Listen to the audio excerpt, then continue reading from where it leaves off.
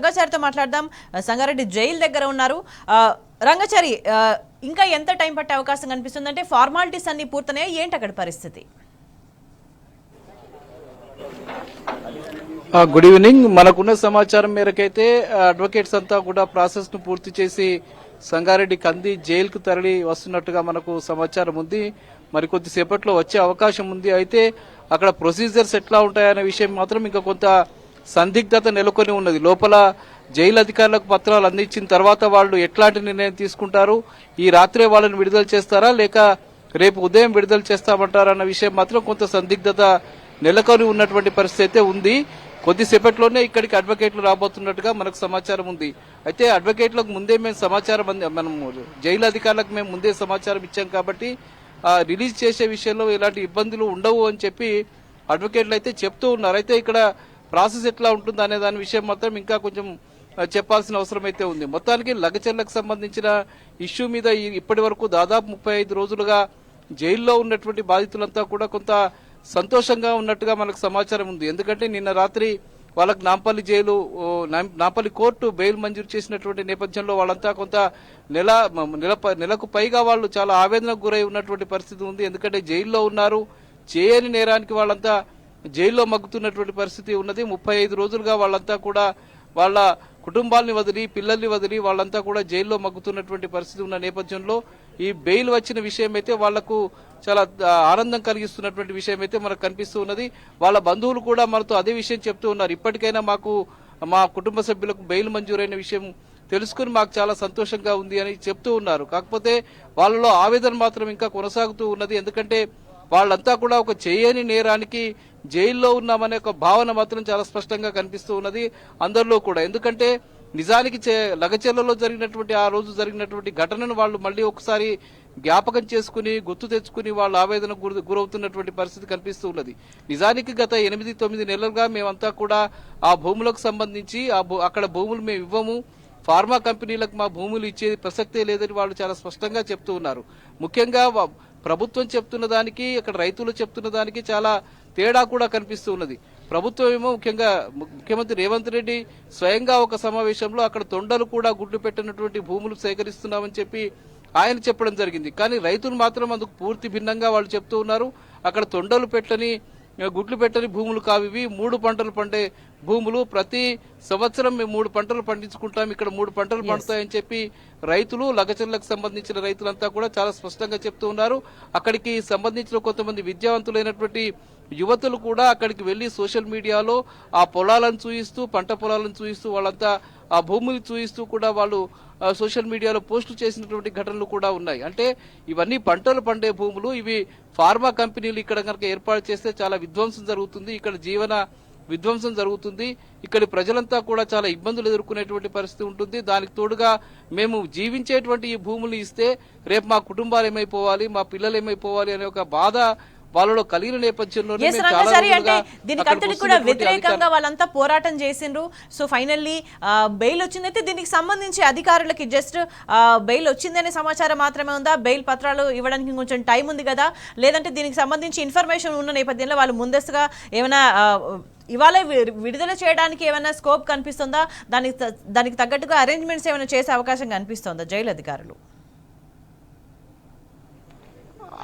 అయితే జైలు వాళ్ళు చెప్తున్న నిబంధనల ప్రకారం అయితే 5:30లోగా వాళ్ళకు ఆ బెయిల్కి సంబంధించిన ప్రాసెస్ తో కూడినటువంటి పత్రాలన్నీ కూడా వాళ్ళ చేతికి అందాలి అని చెప్తూ ఉన్నారు. 5:30లోగా కనుక వాళ్ళకి అందితే మేము ఆ ప్రాసెస్ చేస్తాము, కొంత ఆలస్యమైనా 7 అయినా 7:30 అయినా కూడా మేము వాళ్ళని విడుదల చేయడానికి అవసరమైనటువంటి ఏర్పాటు చేసే అవకాశం ఉంటుంది. కానీ 5:30లోగా ఇప్పటి వరకు మాకు పత్రాలు రాలేదు కాబట్టి దాని విషయంలో మేము ఇంకా ఏమీ చెప్పలేమనే పరిస్థితి ఇక్కడ అధికారుల నుంచి మనకు వినిపిస్తున్నటువంటి మాట కనిపిస్తూ ఉన్నది.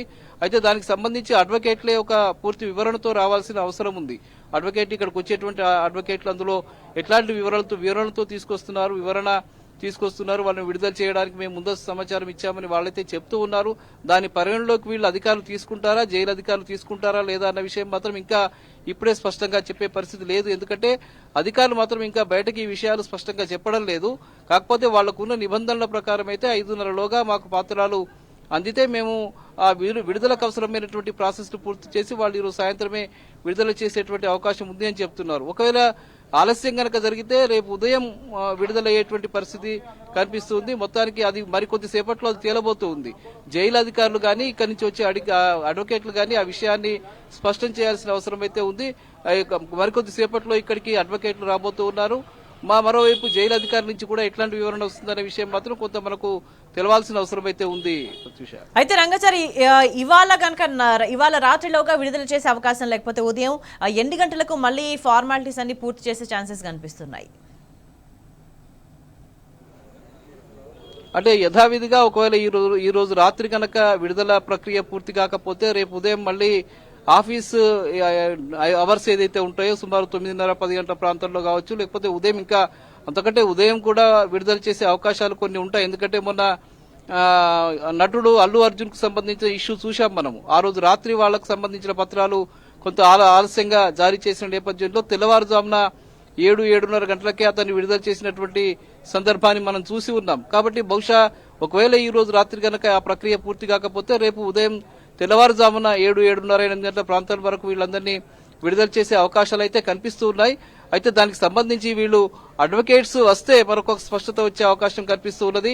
అడ్వకేట్స్ ఆన్ ద వే ఉన్నట్టుగా మనకు సమాచారం ఉంది. వాళ్ళు ఇక్కడికి వచ్చి దానికి సంబంధించిన పూర్తి వివరాలు ఇస్తే గనక మనకు ఒకవేళ ఈ రోజు రాత్రి వరకే రిలీజ్ అవుతారా లేకపోతే రేపు ఉదయం రిలీజ్ అవుతారా అనేది మాత్రం కొంత తేలే అవకాశం కనిపిస్తూ ఉన్నది. అయితే రంగాచారి ఈ ఓవరాల్ గా ఈ వాళ్ళ అరెస్ట్ జరిగినప్పటి నుంచి ఇవాళ వరకు కూడా జరిగిన క్రమంలో అనేక ఇబ్బందులు పడ్డారు. అనేక విధాలుగా రైతులను ఇబ్బంది పెట్టింది ప్రభుత్వం. ఏ విధంగానైనా సరే ఎట్ ఎనీ కాస్ట్ వీళ్ళ దగ్గర నుంచి భూములు తీసుకోవడమే లక్ష్యంగా లగచర్ల రైతుల పట్ల ఇంత అమానుషంగా దారుణంగా దుర్మార్గంగా వ్యవహరించిందనే వాదనలు చాలా బలంగా వినిపిస్తున్నాయి. ఏదేమైనా కూడా ఎందుకంటే గిరిజన రైతులు భూమిని మాత్రమే నమ్ముకొని ఉన్నవాళ్ళు అయినప్పటికీ కూడా ప్రభుత్వం ఎన్ని విధాలుగా ఇబ్బంది పెట్టినా భూములు లాక్కోవడానికి ఎంత ప్రయత్నించినా ఏ విధంగా వేధింపులకు గురి చేసినా కూడా వాళ్ళు పోరాటం కొనసాగిస్తూనే ఉన్నారు తప్ప ఎట్టి పరిస్థితుల్లో భూములకు సంబంధించి వెనక్కి వెళ్లే ప్రసక్తే లేదని చెప్పేసి వాళ్ళు చాలా క్లియర్ గా తేల్చి చెప్తున్న పరిస్థితి కనిపిస్తోంది. ఇంకొక వైపు నిజంగా నెలన్నర కాలం నుంచి కూడా లగచర్ల తండాకు సంబంధించి రోటివన్ తండాకు సంబంధించి అక్కడ ఆ తండాలలో చాలా దారుణమైన పరిస్థితులు మనం చూస్తా వచ్చినాము. మగవాళ్ళు ఎవరు లేకుండా కేవలం ఆడవాళ్ళు పిల్లలు వృద్ధులు మాత్రమే ఉన్న సిచ్యువేషన్. అసలు కొన్ని కుటుంబాల్లో తమ వాళ్ళు ఎక్కడికి పోయినో అనేది కూడా సమాచారం లేని పరిస్థితి. నిజంగా వాళ్ళ జనజీవనం అంతా కూడా వాళ్ళ అస్తవ్యస్తంగా మారిపోయిన పరిస్థితి కనిపిస్తుంది. ఏదేమైనా ఒక విషయం చాలా క్లియర్ గా కనిపిస్తుంది. తాజాగా హీరియా నాయక్ ఘటన జరిగినప్పుడు కూడా ఆయనకి గుండెపోటు వచ్చిన తర్వాత బేడీలు వేసి తీసుకెళ్లిన ఘటన జరిగిన తర్వాత కూడా అంటే వాళ్ళని మోరల్ గా ఎంత వీక్ చేయాలని ట్రై చేసినా కూడా వాళ్ళు పోరాట పటిమని చూపిస్తూనే ఉన్నారు. ఏం చేసినా కూడా భూములు ఇచ్చేది లేదు అని చాలా క్లియర్ గా చెప్తున్నారు. అంటే ఎట్లా చూడాల్సిన అవసరం కనిపిస్తోంది ఈ ఘటనలో లగచర్ల రైతుల పోరాట పటిమను వాళ్ళ ధైర్యాన్ని ఎట్లా చూడాల్సిన అవసరం కనిపిస్తోంది? మీరు చెప్పింది అక్షరాల సత్యం. ఎందుకంటే అక్కడ రైతులు భూములు వ్యవసాయం చేసుకుని బతుకుతున్నటువంటి రైతులు వాళ్ళు సమస్య ఏమిటో వాళ్ళకు తెలుసు. అది ఏ పార్టీకి సంబంధించిన వాళ్ళు ప్రవోక్ చేస్తే జరిగిన ఉద్యమం కాదు. ఒక పార్టీ వాళ్ళు వచ్చి వాళ్లకు చెబితే చేసింది కాదు. అది వాళ్ళ కడుపు మండి వాళ్ళ సమస్యను వాళ్ళు చెప్పినటువంటి పరిస్థితి కనిపిస్తుంది. వాళ్ళు ఇప్పటికి కూడా అదే చెప్తూ ఉన్నారు. వాళ్ళు ఒకవేళ మళ్ళీ ఈ మధ్య ప్రభుత్వం ఏం చేసింది, ఈ ఉద్యమాన్ని గత నెల రోజులుగా జరిగినటువంటి ఆ ఉద్యమ నేపథ్యంలో వచ్చినటువంటి వ్యతిరేకత అట్లాగే జాతీయ స్థాయిలో లగచర్లకు సంబంధించిన ఇష్యూ పెద్ద ఎత్తున చర్చనీయాంశమైన నేపథ్యం. ఒకవైపు జాతీయ ఎస్సీ/ఎస్టీ కమిషన్ కు సంబంధించిన సభ్యులు ఇక్కడికి రావడము, మరోవైపు ఇక్కడ రాష్ట్రానికి సంబంధించిన ఎస్సీ/ఎస్టీ కమిషన్ ఇక్కడికి వచ్చి వివరాలు సేకరించడము, మరోవైపు పౌర హక్కుల సంఘాలు కూడా అక్కడికి వెళ్లి పరిస్థితిని తెలుసుకోవడానికి ప్రయత్నం చేసిన సందర్భంలో పోలీసులు వాళ్ళని అడ్డుకోవడము, ప్రజా సంఘాలకు సంబంధించిన వాళ్ళు కూడా అక్కడికి వెళ్లిన సందర్భంలో వాళ్ళని అడ్డుకోవడము, ఈ ఘటనలన్నీ కూడా పెద్ద ఎత్తున ప్రభుత్వానికి చెడ్డ పేరు వచ్చాయి. మరోవైపు ఈ ఇష్యూని కేటీఆర్ బీఆర్ఎస్ కు సంబంధించిన వర్కింగ్ ప్రెసిడెంట్ కేటీఆర్ పూర్తి స్థాయిలో తన భుజస్కంధాలపై వేసుకుని లగచర్ల రైతులకు అండగా నిలబడి ఆయన ముందుకు తీసుకువెళ్లారు. ప్రతిక్షణం వాళ్లకు అవసరమైనటువంటి న్యాయ సలహాలు కావచ్చు, వాళ్లకు ధైర్యాన్ని కావచ్చు, వీటికి సంబంధించిన అన్ని విషయాలు కూడా ఆయన అండగా నిలిచి ఆ ఉద్యమాన్ని ముందుకు తీసుకువెళ్లారు. రైతులకు అండగా నిలిచారు. ఇవన్నీ జరిగిన నేపథ్యంలో ఆ సంఘటన జరిగినప్పటికీ కూడా రైతులంతా కూడా ధైర్యంగా ఉన్నారు. ఆ ధైర్యంగా ఉండి పోరాటాన్ని ముందుకు తీసుకువెళ్లారు. న్యాయ పోరాటంలో విజయం సాధించారు. అయితే ఇవన్నీ జరుగుతున్న క్రమంలోనే ప్రభుత్వం ఒక అడుగు వెనక్కి వేసి మేము ఇక మీద ఈ లగచర్లలో భూములు సేకరించము అని చెప్పి నోటిఫికేషన్ విత్డ్రా చేసుకుంటున్నామని చెప్పి ఒక ప్రకటన అయితే జారీ చేసింది. అయితే అది పూర్తి భిన్నంగా అది తెల్లారి మర్నాడే మళ్ళీ ఇంకొక నోటిఫికేషన్ కూడా జారీ చేసింది. దాన్ని ఏమంటే మేము ఫార్మా కంపెనీ కాదు, అక్కడ ఇండస్ట్రియల్ కారిడార్ ని ఏర్పాటు చేయబోతున్నాము. ఇండస్ట్రియల్ కారిడార్ ఏర్పాటు చేసి అక్కడ కాలుష్య రహిత పరిశ్రమలు ఏర్పాటు చేయడానికి చర్యలు తీసుకుంటామని చెప్పి మరొక దొడ్డిదారున అక్కడ భూములు సేకరించడానికి ప్రభుత్వం ముందుకు వస్తున్నటువంటి పరిస్థితి కనిపించింది. అయితే దీన్ని బట్టి చాలా స్పష్టంగా ఒకటైతే అర్థమవుతున్నది ఏమిటంటే అక్కడ భూములు సేకరించడం ప్రధానమని వాళ్ళు అనుకుంటూ ఉన్నారు. అక్కడ భూములు సేకరించవద్దనేది రైతులకు సంబంధించిన ప్రధాన అడ్డంకి వాళ్ళు చెప్తూ ఉన్నారు. ఎట్టి పరిస్థితుల్లో మా ప్రాణాలు పోయినా సరే మేము భూములు ఇచ్చేది లేదని చెప్పి తెగేసి చెప్తున్నటువంటి పరిస్థితి లగచెర్ల చుట్టుపక్కల ఉన్నటువంటి గ్రామాలకు సంబంధించిన రైతుల పట్టుదలతో కనిపిస్తున్నట్టుంది. కానీ ప్రభుత్వం మాత్రం ఎట్టి పరిస్థితుల్లో అక్కడ భూముల్ని ఏదో ఒక పద్ధతిలో సేకరించాలని చెప్పి వాళ్ళు భావిస్తున్నారు. మొదట వాళ్ళు ఫార్మా కంపెనీకి సంబంధించి భూములు ఇస్తామని చెప్పారు. వాళ్ళ బంధువులు ముఖ్యంగా రేవంత్ రెడ్డికి సంబంధించిన బావమరిది మిగతా సభ్యులంతా కూడా అక్కడ భూములు సేకరించడం కోసం భూములు తీసుకోవడం కోసం అవసరమైనటువంటి ఏర్పాట్లు చేశారు. అవన్నీ కూడా జరిగాయి. చాలా విమర్శలు కూడా వచ్చాయి. ఏమని రేవంత్ రెడ్డికి తమ్ముడు తిరుపతి రెడ్డి ఆ మిగతా వ్యక్తులు వెళ్లి రైతుల్ని బెదిరించారు.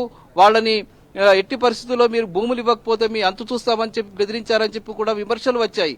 ఇవన్నీ జరిగాయి. అయినా పెద్ద ఎత్తున వ్యతిరేకత వచ్చిన నేపథ్యంలో ప్రజలు తిరగబడిన నేపథ్యంలో లగచెర్లకు సంబంధించిన ప్రజలంతా రైతులంతా తిరగబడి అధికారిని గ్రామం నుంచి తరిమికొట్టిన నేపథ్యంలో ఈ పరిణామాలన్నీ కూడా జాతీయ స్థాయిలో చర్చనీయాంశం కావడం పట్ల తెలంగాణ ప్రభుత్వాన్ని యొక్క పరువు పూర్తిగా బజారు పారయ్యేటువంటి పరిస్థితి ఏర్పడింది.